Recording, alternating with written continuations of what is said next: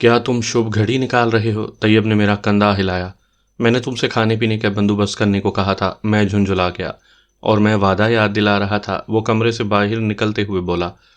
میں نے دیکھا انیتا ابھی تک بکھری بکھری سی حالت میں بیٹھی تھی۔ اس کے چہرے پر خجالت، کرب، تھکن سبھی کچھ تھا۔ وہ نگاہیں جھکائے بیٹھی تھی۔ اس کے چہرے پر معصومیت تھی، حالانکہ ایسی سب عورتیں اکیلی تھیں جو مجبوری کی بنا پر حدیں پھاندتی ہیں اور پھر غالباً حالات کی وجہ سے بے باکی ان کی طبیعت کا عنصر بن کر ان میں کرختگی پیدا کر دیتی تھی۔ بعض عورتوں کے چہرے پر تو کراہت بھی پیدا ہو جاتی ہے، مگر انیتا اور فرحت کے چہرے میں مجھے کچھ فرق محسوس نہیں ہوا۔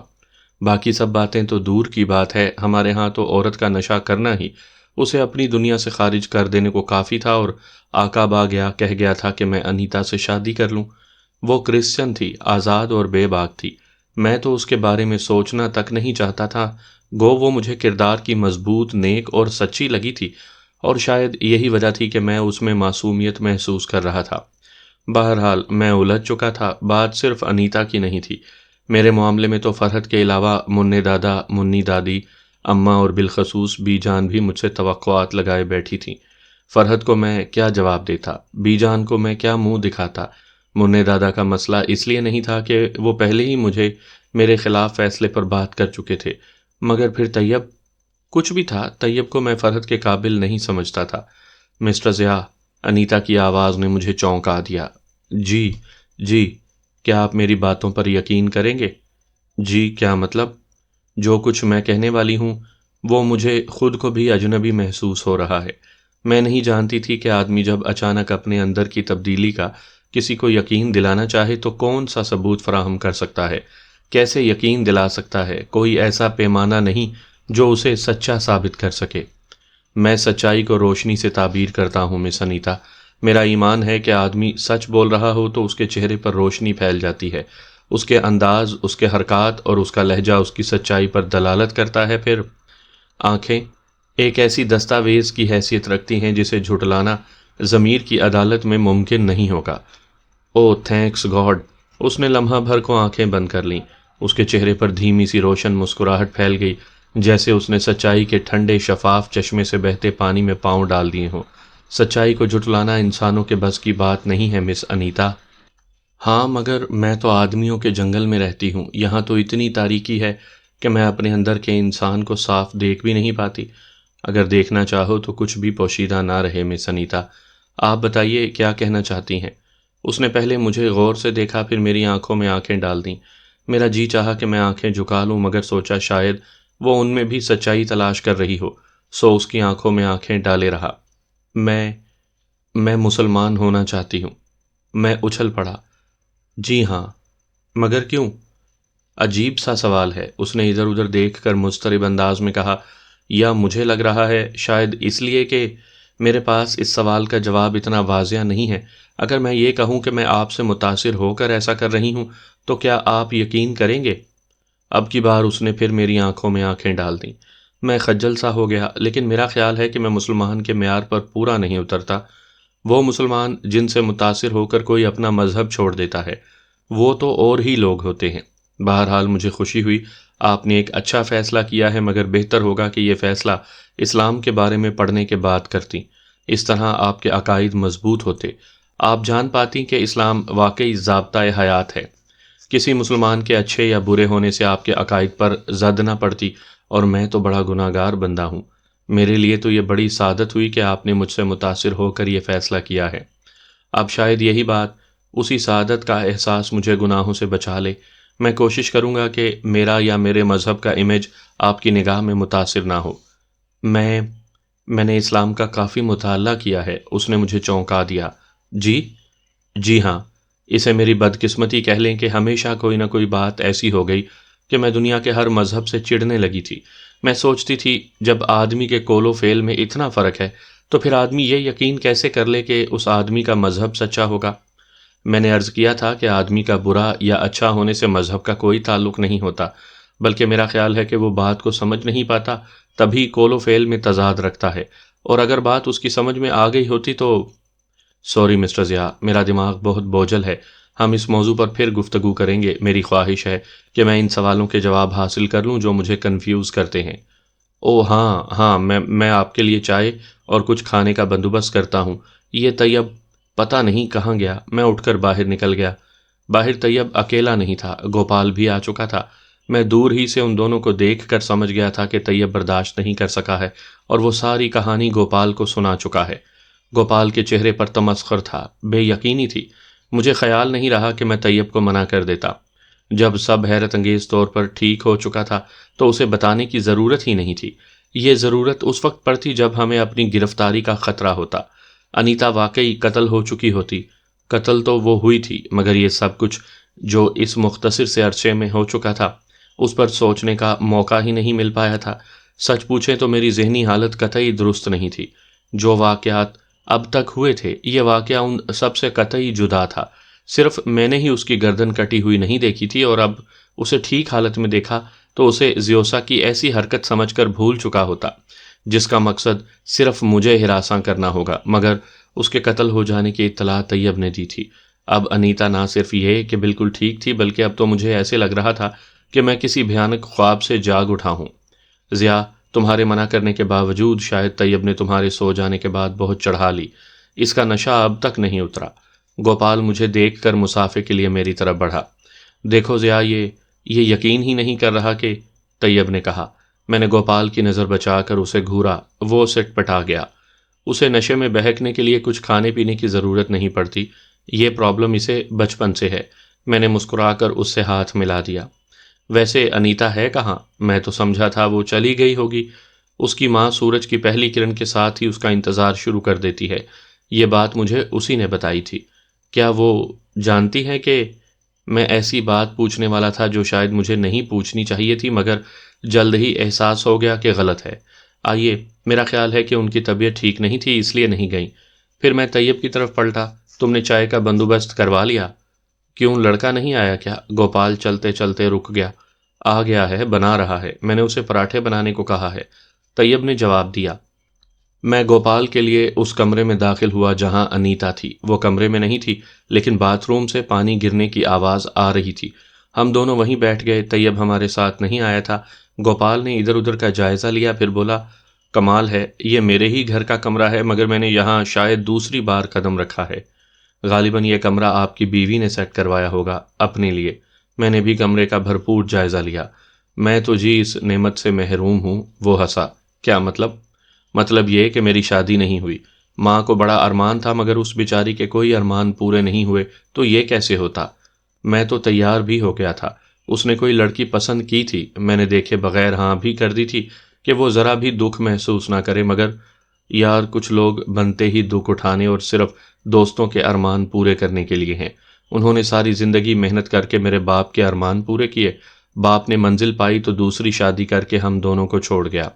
پھر وہ میرے ارمانوں کو پورا کرنے میں لگ گئیں۔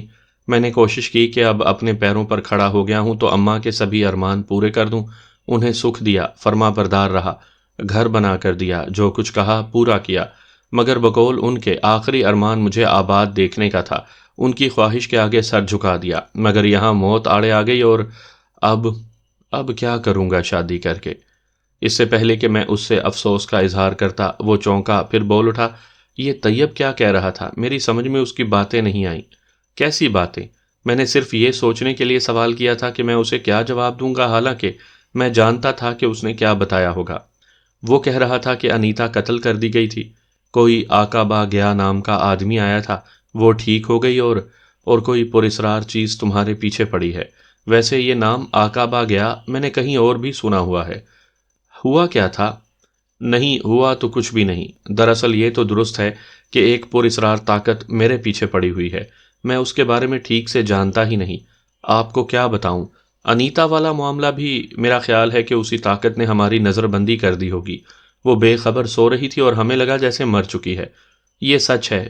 ایک اسے نہ سمجھا پایا تھا، نہ میری سمجھ میں آ رہا تھا کہ کیا بتاؤں۔ ویسے طیب کو میں جانتا ہوں۔ وہ ہنسا۔ ہے بہت چھوڑو۔ عین اسی لمحے انیتا سر پر تولیہ لپیٹے باہر آ گئی۔ اس نے گوپال کو دیکھ کر خوشی کا اظہار کیا۔ تم گئی نہیں؟ ہاں، مجھے خود بھی حیرت ہے، ورنہ تمہیں تو پتہ ہے کہ میں دن نکلنے سے پہلے گھر پہنچنے کی عادی ہوں۔ پتہ نہیں گوپال، مجھے یوں لگ رہا ہے جیسے اب مجھے کہیں بھی نہیں جانا ہے، جیسے میں اپنی منزل پر پہنچ گئی ہوں۔ وہ بالکل سامنے بیٹھ گئی، خوشی سے اس کے چہرے پر روشنی سی پھیلی ہوئی تھی۔ اے خاتون، گوپال نے اس کے چہرے کے سامنے ہاتھ لہرایا، یہ آپ کی منزل نہیں، میرا گھر ہے، اور یہاں سے آپ کو ہر حال میں جانا ہے۔ ناشتہ کر لیں، سامان سمیٹیں اور 9 2 11 ہو جائیں۔ آپ کو پتہ ہے دن کے 11 بج رہے ہیں اور آپ کی مما کا بلڈ پریشر اب آسمان سے باتیں کر رہا ہوگا۔ وہ پرسوچ انداز میں مجھے دیکھنے لگی۔ میں خاموش بیٹھا تھا، طیب ابھی تک نہیں آیا تھا۔ سچ، مجھے تو جانا پڑے گا، مگر تھوڑی دیر کے لیے۔ میں مما کو او بھائی، او محترمہ، گوپال نے دونوں ہاتھ جوڑ دیے، میں قسم کھانے کو تیار ہوں کہ یہ تمہاری منزل نہیں ہے۔ بڑے خون پسینے کی کمائی سے گھر بنوایا ہے میں نے۔ ماں جیتی رہتی تو یہاں میرے 8 10 بچے گھوم رہے ہوتے۔ عین اسی لمحے طیب کمرے میں داخل ہوا۔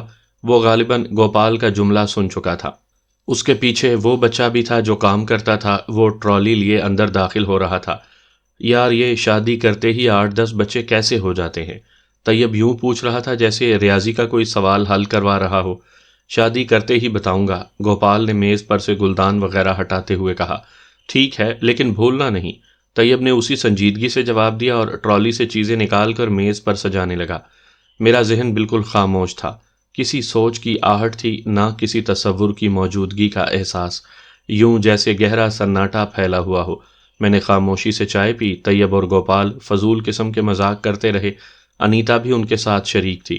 وہ کبھی کبھی اپنی لمبی پلکیں اٹھا کر میری طرف دیکھ لیتی۔ اس کی آنکھوں میں چاہت کی گہرائی تھی۔ میں اسے غور سے دیکھ رہا تھا۔ یہ سوچنا بھی میرے لیے اجنبی سا تھا کہ مجھے اسی سے شادی کرنا ہے۔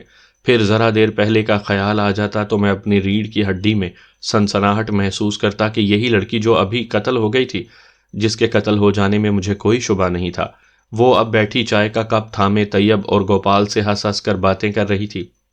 بس ایک احساس تھا کہ کوئی بڑا طوفان آنے والا ہے، بہت خوفناک قسم کا، جس میں شاید سب کچھ بہہ جائے، اور میں قطعی بے بس ہوں۔ بھائی میاں، طیب نے میری آنکھوں کے آگے ہاتھ لہرایا۔ میں چونک اٹھا۔ کیا؟ کہاں ہو؟ میں تھک گیا ہوں۔ میں خالی کپ رکھ کر کھڑا ہو گیا۔ آرام کروں گا۔ میری نگاہ انیتا پر پڑی جو مجھے بہت غور سے دیکھ رہی تھی۔ میں نے نگاہ چرا لی۔ طیب، گھنٹہ بھر کے بعد مجھے اٹھا دینا، شاید میں سو جاؤں۔ پھر میں وہاں رکا نہیں۔ گوپال سے ہاتھ ملا کر انیتا سے اجازت لے کر اپنے کمرے میں چلا آیا۔ میرا ارادہ سونے کا تھا، مگر بستر پر لیٹتے ہی میری نیند اور تھکن غائب ہو گئی۔ ہزاروں باتیں دماغ میں گونجنے لگیں، بے چینی بڑھنے لگی۔ گزرا ہوا پل پل جیسے پورے وجود میں زہر بن کر دوڑنے لگا۔ فرحت کی ملتجی نگاہیں، زیوسا کے عذاب، شالی بابا کی باتیں، جینو کی درد بھری پکار، رابرٹ کی گھگیاہٹ، سورن سنگھ کا جالے میں جکڑا بدن، اور اب انیتا کی زندگی کے وہ پل جو موت کی گود میں گزرے تھے، پھر وہ پر اسرار آقاب آ گیا۔ ان سب باتوں نے میرا دماغ پھوڑے کی طرح پکا دیا۔ سمجھ میں نہیں آ رہا تھا کہ اب کیا ہوگا۔ آنے والے لمحات اپنے جلو میں عذابوں کو ساتھ لائیں گے یا سکون کو؟ میں اس آقابہ گیا سے اپنے خدشات کا اظہار کرنا چاہتا تھا، مگر وہ غائب ہو چکا تھا، ایک ایسا حکم صادر کر کے جسے بجا لانا میرے بس میں نہیں لگ رہا تھا۔ میں پتہ نہیں کب تک سویا اور کیسے سویا۔ شام کو طیب نے مجھے اٹھا دیا۔ اس سے پتہ چلا کہ گوپال اور انیتا جا چکے ہیں۔ میں صبح سے بھوکا تھا۔ کام کرنے والا لڑکا کم عمر تھا مگر بہت تیز تھا۔ اس نے کھانا تیار کر لیا تھا۔ وہ کھانا لایا۔ میں نے خاموشی سے کھانا کھایا۔ کھانا کھا کر میں کھڑکی میں آ کر کھڑا ہوا۔ یہ ایک گنجان آباد علاقہ تھا، سامنے مصروف سڑک تھی، لوگ آ جا رہے تھے۔ تبھی مجھے احساس ہوا کہ میں یہاں یوں کیوں کھڑا ہوں۔ نوکری تقریباً چھوٹ گئی تھی، اس لیے کہ میں نے پھر چھٹی کی درخواست بھیج دی تھی۔ اس بار بغیر تنخواہ کے کچھ چھٹیاں مل رہی تھیں، لیکن یہ ختم ہونے کے بعد یقیناً میری نوکری کو خطرہ لاحق ہو جاتا۔ ڈیوٹی جوائن کرنے کے لیے مجھے دہلی جانا پڑتا، جبکہ میں یہ سوچ کر یہاں چلا آیا تھا کہ شاید اس طرح زیوسا میرے گھر والوں کا پیچھا چھوڑ دے۔ آخری بار وہ گئی تو خاصے غصے میں تھی۔ بہرحال مجھے اپنا وجود بالکل بیکار، بے مقصد لگا۔ میں ایک ہٹا کٹا نوجوان تھا، مجھے تو زندگی کی رفتار کے ساتھ چلنا تھا، جبکہ اب ٹھہر جانے کا احساس بڑھ رہا تھا۔ آدمی کھڑا ہو اور پل گزر رہے ہوں تو بڑا ٹھٹھرا دینے والا احساس بیدار ہوتا ہے۔ وہی احساس مجھ میں مایوسی پھیلا رہا تھا۔ طیب خاموش لیٹا میری کیفیت کو بھانپنے کی کوشش کر رہا تھا۔ میں کیا کروں یار؟ میں ایک دم پلٹ کر بولا، وہی جو آقا باغیہ نے بتایا ہے۔ اس نے بالکل اطمینان سے جواب دیا، بلکہ پہلا کام تو یہ کرو کہ منّے دادا کو خط لکھ کر خیریت پتہ کرو۔ خط روانہ کرنے کے بعد سنجیدگی سے انیتا کے بارے میں سوچو۔ شادی تو تمہیں کبھی نہ کہیں کرنا ہی تھی۔ میرے خیال میں میرٹھ یا دہلی میں تو کوئی ایسی لڑکی ہے نہیں جو تمہارے ساتھ زندگی گزارنے پر رضامند ہو جائے۔ تمہاری اماں کو بھی تمہاری شادی کی کوئی فکر نہیں ہے، ادھر میرے ابا اور اماں کو بھی میری چنتا نہیں۔ تمہاری شادی ہو جائے تو میں بھی ہاتھ پاؤں ماروں، مگر تمہارا مار کا سر کرنے کے بعد۔ بلکہ میں تو سوچ رہا ہوں کہ اسی ہنگامے میں میں منّے دادا سے فرحت کی بات بھی کر لوں۔ بکواس مت کرو، میں ایک دم ہی الجھ کر چیخ پڑا۔ کیا مطلب؟ اس میں بکواس کیا ہے؟ وہ سیخ پا ہو کر بولا۔ کچھ نہیں، میری سمجھ میں کچھ نہیں آ رہا۔ میں نے سر دونوں ہاتھوں میں تھام لیا۔ دیکھو ضیاء، تمہیں جلد از جلد فیصلہ کرنا ہے۔ مجھے یقین ہے کہ اس سے فرق ضرور پڑے گا، ورنہ آقابہ گیا پاگل نہیں ہے جو… میں انیتا سے… ابھی اس نے اپنا جملہ پورا بھی نہیں کیا تھا کہ اچانک وہ لڑکا جس کا نام ریاض تھا دروازہ کھول کر اندر داخل ہوا۔ ہم دونوں چونک اٹھے۔ اس نے دستک دیے بغیر دھڑ سے دروازہ کھولا تھا۔ کیا بات ہے؟ میں نے اس کے چہرے پر سراسیمگی محسوس کر کے فوراً پوچھا۔ وہ بی بی آئی ہیں باہر گاڑی میں، ان کے ساتھ وہ مر رہی ہے۔ اس نے عجیب بے ربط جملے کہے۔ جانے وہ کیا کہہ رہا تھا اور کس کے بارے میں کہہ رہا تھا، یہ جانے بغیر ہم دونوں ایک ساتھ ہی باہر بھاگے۔ گیٹ کے پاس ٹیکسی کھڑی تھی۔ ٹیکسی میں انیتا تھی اور اس کی گود میں ایک ادھیڑ عمر کی عورت زخمی حالت میں پڑی تھی۔ ایک 14-15 برس کی لڑکی بیٹھی تھی جو صورت شکل سے ہی انیتا کی بہن لگ رہی تھی۔ کیا ہوا؟ میں نے اور طیب نے ساتھ ہی پوچھا۔ ماما کا ایکسیڈنٹ ہو گیا ہے پلیز، انیتا نے کہا، جس کی آنکھیں بھیگی ہوئی تھیں۔ پھر وہ رو پڑی۔ میں کچھ بھی کہے بغیر اس کے ساتھ بیٹھ گیا۔ ریاض دروازے پر کھڑا تھا۔ طیب نے اندر سے دروازہ لاک کرنے کے لیے کہا اور گھر چلے جانے کو کہا اور ٹیکسی آگے بڑھ گئی۔ ہم ہسپتال جا رہے تھے۔ اب میں نے جائزہ لیا۔ وہ عورت بے ہوش تھی اور کافی زخمی تھی۔ راستے میں انیتا نے بتایا کہ اس کے گھر پہنچنے کے بعد اس کی ماں بازار سے جانے کو نکلی ہی تھی کہ اس کا ایکسیڈنٹ ہو گیا۔ وہ تفصیل بتا رہی تھی، مگر میرا ذہن عجیب سی جکڑن کا شکار تھا۔ بے پناہ دباؤ سا تھا، مگر پتہ نہیں لگ رہا تھا کہ ایسا کیوں ہے۔ ہم ہسپتال پہنچے۔ ہسپتال کا عملہ انیتا کی ماں کو اسٹریچر پر ڈال کر لے گیا۔ انیتا کی بہن ماں کے ساتھ چلی گئی۔ میں اور طیب پیچھے پیچھے تھے۔ ڈاکٹرز نے فوری توجہ دی، مگر جو خبر اس نے سنائی وہ بہت منحوس تھی۔ انیتا کی ماں مر چکی تھی۔ انیتا اور اس کی بہن دھاڑے مار مار کر رونے لگیں۔ میں اور طیب حواس باختہ ہو گئے۔ ڈاکٹرز تسلیاں دینے لگے، مگر دیکھتے ہی دیکھتے انیتا کی چھوٹی بہن بے ہوش ہو گئی۔ سب اس کی ماں کو بھول کر اس کو سنبھالنے لگے۔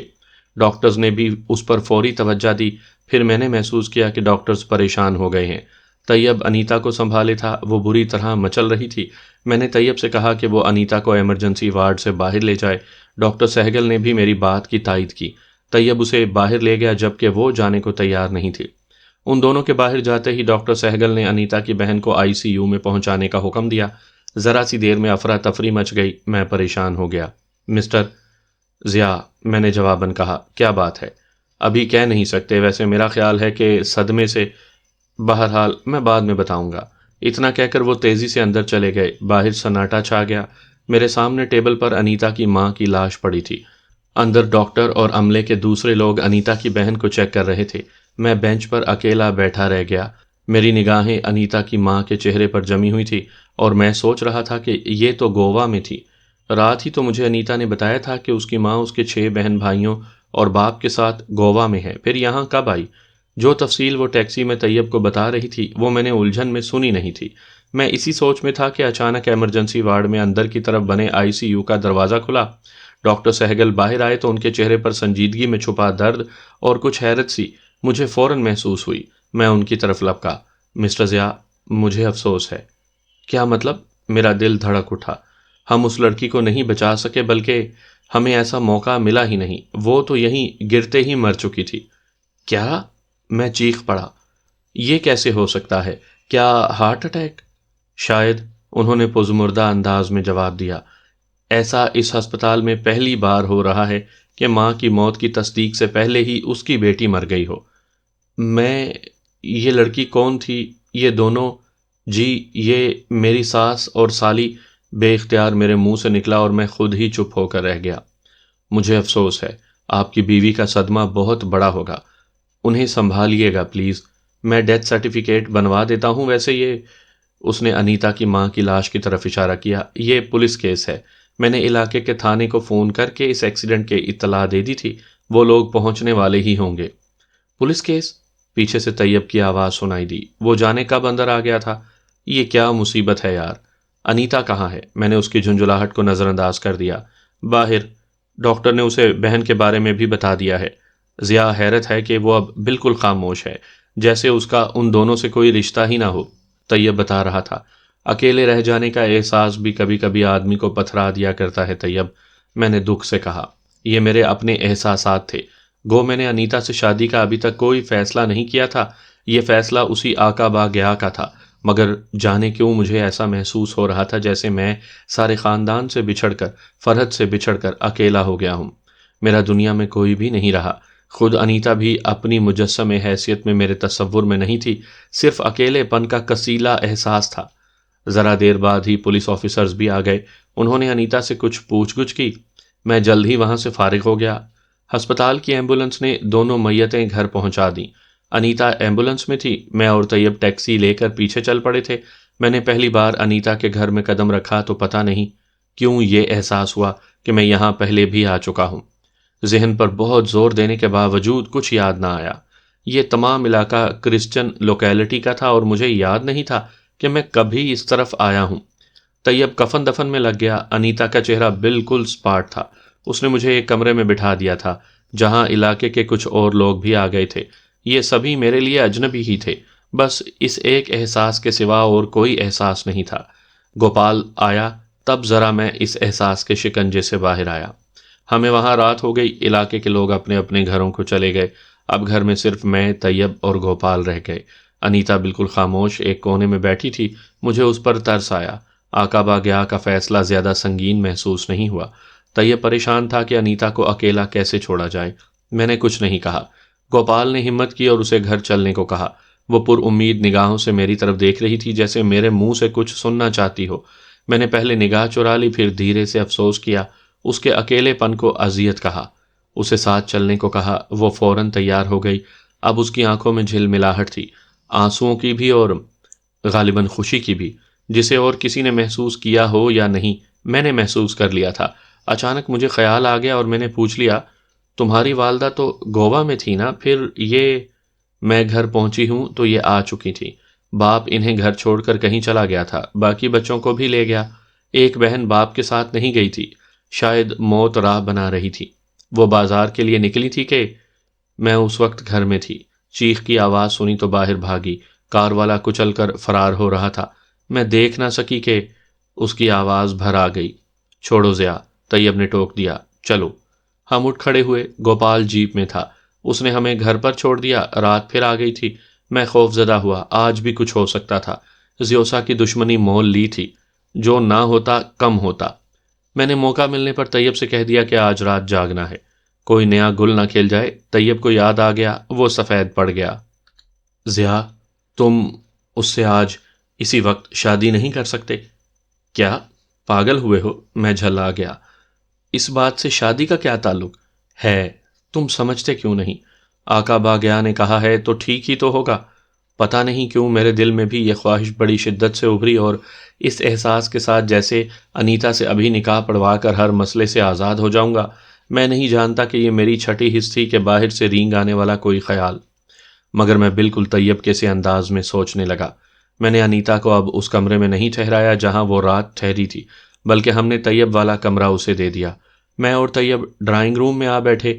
میرا خیال تھا کہ انیتا یقیناً تھک گئی ہوگی اور اب آرام کرے گی، مگر جلد ہی وہ کپڑے بدل کر منہ ہاتھ دھو کر ڈرائنگ روم میں چلی آئی. آپ سوئی نہیں؟ میں نے پوچھا. نہیں، چائے پیوں گی. آپ پئیں گے؟ ہاں، اگر زحمت نہ ہو تو، میں نے جھجک کر کہا. مجھے زحمت نہیں، خوشی ہوگی. وہ انتہائی مشرقی قسم کی عورت لگی. کل میں نے اسی انیتا کو جس انداز میں باتیں کرتے، شراب پیتے اور کہے لگاتے دیکھا تھا، وہ آج اس سے بالکل مختلف لگ رہی تھی. وہ چلی گئی. میں سن بیٹھا دیکھتا اور سوچتا رہا. آپ میری کیفیت کا اندازہ نہیں کر سکتے کہ مجھے اس تمام صورتحال سے کس قدر کوفت ہو رہی تھی. میں ایک نہایت شریف قسم کا آدمی تھا، ماں باپ اور گھر کے بڑوں کا احترام کرنے والا، خدا پر مکمل ایمان رکھنے والا، نظر اونچی کرنا یا آواز اونچی کرنا میرے نزدیک غلط تھا۔ گناہ سے خوف اور نیکی سے لگاؤ تھا، مگر حالات مجھے کہاں سے کہاں لے آئے تھے۔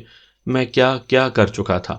فرحت کے بارے میں پاکیزہ جذبے رکھنے کے باوجود زیوسا نے فرحت کا روپ دھار کر مجھے میری ہی نگاہوں میں ذلیل کر دیا تھا، اور کل رات میں انیتا پر بھی وہی ظلم کر چکا تھا جس کے احساس نے شاید آقابا گیا کے کیے گئے فیصلے کی سنگینی البتہ ختم کر دی تھی۔ فرحت کے بارے میں تو مجھے پتہ چل چکا تھا کہ وہ جس کے ساتھ وقت گزرا تھا فرحت نہیں تھی، زیوسا تھی، مگر انیتا کے ساتھ گزرے پل میرے ضمیر میں بھالے بن کر اتر گئے تھے، اور اب قدرت نے ایک ہی دن میں اسے بالکل اکیلا کر کے پھر میرے پاس بھیج دیا تھا۔ میں آج کوئی گناہ کرنے کو تیار نہیں تھا، مگر میں کل بھی کب تیار تھا؟ وہ تو ایک طوفانی کیفیت تھی جو باہر کہیں سے مجھ میں در آتی تھی اور بے قابو کر دیا کرتی تھی، مگر آج میں ایسا نہیں چاہتا تھا۔ اس لیے میں نے طیب کو تمام رات اپنے ساتھ رکھنے کا فیصلہ کر لیا تھا۔ ذرا دیر بعد انیتا چائے کی ٹرے اور پیٹیز لے آئی۔ مجھے پیٹیز دیکھ کر ہی بھوک کا احساس ہوا۔ ہم نے چائے کے ساتھ ہی اپنی بھوک بھی مٹائی۔ اسی دوران میں کمرے میں خاموشی چھائی رہی۔ کبھی کبھی میری نگاہ اٹھتی تو انیتا کی نرم نگاہوں سے ٹکرا کر پلٹ آتی۔ طیب کا سارا دھیان صرف کھانے اور پینے میں تھا۔ رات کافی گزر چکی تھی۔ طیب کپڑے بدلنے کے لیے گیا تو تنہائی میں خوف مجھے جکڑنے کو لپکا۔ انیتا میرے سامنے تھی۔ میں نے اٹھنا چاہا، اس نے نگاہ اٹھا کر مجھے دیکھا اور مجھے لگا جیسے کہیں دور سے تیز آندھی آ کر پوری شدت سے میرے وجود میں چکر کھانے لگی ہے۔ میں طوفانی ہواؤں کی زد میں تھا، دماغ چکرا رہا تھا، ہاتھ پیروں کی جان نکلی جا رہی تھی۔ میں پوری قوت سے خود کو سنبھالنے کی کوشش کر رہا تھا کہ اچانک کسی نے مجھے پکڑ لیا۔ میں نے دھندلائی ہوئی نگاہوں سے دیکھا، وہ طیب تھا۔ اس کے چہرے کے قریب ہی مجھے آقابا گیا کا چہرہ بھی دکھائی دیا۔ دھول میں اٹا، آنکھوں میں وحشت سمیٹے، وہ سراسیمہ سا تھا۔ وہ زور زور سے کچھ کہہ رہا تھا، مجھے اس کی آواز سنائی دے رہی تھی مگر الفاظ سمجھ میں نہیں آ رہے تھے۔ وہ طیب سے کچھ کہہ رہا تھا۔ انیتا میرے سامنے بیٹھی تھی، مجھے حیرت سے دیکھ رہی تھی۔ مجھے اس کے وجود میں ساتوں رنگ کھلتے محسوس ہو رہے تھے۔ کوئی میرے اندر بیٹھا اسے دبوچ لینے کی ترغیب دے رہا تھا۔ اعصاب چٹک رہے تھے۔ طیب اور آقابا گیا کچھ کہہ رہے تھے۔ اچانک طیب میرے بالکل قریب بیٹھ گیا۔ وہ بار بار مجھ سے کچھ کہہ رہا تھا، پھر وہ انیتا سے کچھ کہتا۔ میں نے دیکھا کہ انیتا کے سر پر اس نے کوئی کپڑا ڈال دیا تھا۔ انیتا سر جھکا کر بیٹھ گئی تھی۔ پھر مجھے کچھ ہوش نہیں رہا، بس اتنا یاد رہا کہ کمرے میں اندھیرا پھیل گیا تھا اور وہاں میں اکیلا نہیں تھا، کوئی میرے ساتھ تھا، کوئی نرم اور گرم وجود۔ پھر شاید میں سو گیا یا پھر بے ہوش ہو گیا۔ ہوش میں آیا تو میں اپنے بیڈ روم میں تھا اور اکیلا نہیں تھا۔ میرے بستر پر میرے پہلو میں انیتا موجود تھی۔ وہ کروٹ لیے ہوئے تھی۔ میں گھبرا گیا، شاید کل کی طرح وہ آج پھر قتل ہو چکی ہے۔ میں نے بے ساختہ طیب کو پکارا اور اچھل کر بستر سے اتر گیا۔ میری چیخ سن کر انیتا گھبرا کر اٹھ بیٹھی، ساتھ ہی طیب نے دروازہ کھول دیا۔ کیا ہوا؟ کیا ہوا؟ دونوں نے ایک ساتھ پوچھا۔ یہ طیب مجھ سے کچھ بولا نہیں گیا۔ انیتا بستر سے اتر کر میری طرف بڑھ رہی تھی۔ اس کے چہرے پر پریشانی تھی، جبکہ طیب پرسکون تھا، بلکہ اس کے چہرے پر دھیمی سی مسکراہٹ پھیلی ہوئی تھی۔ آپ پریشان نہ ہوں بھابھی۔ یہ طیب تھا جو انیتا سے مخاطب تھا۔ بھابھی؟ میرے منہ سے بے اختیار نکلا اور میں پیچھے صوفے پر بیٹھتا چلا گیا۔ بھابھی آپ چائے بنا کر لائیں، شاید ضیاء کی طبیعت کچھ خراب ہے۔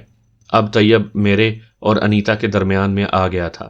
میں انیتا کے چہرے پر اس جملے کا رد عمل نہیں دیکھ سکا۔ وہ کمرے سے باہر چلی گئی۔ طیب میری جانب پلٹا۔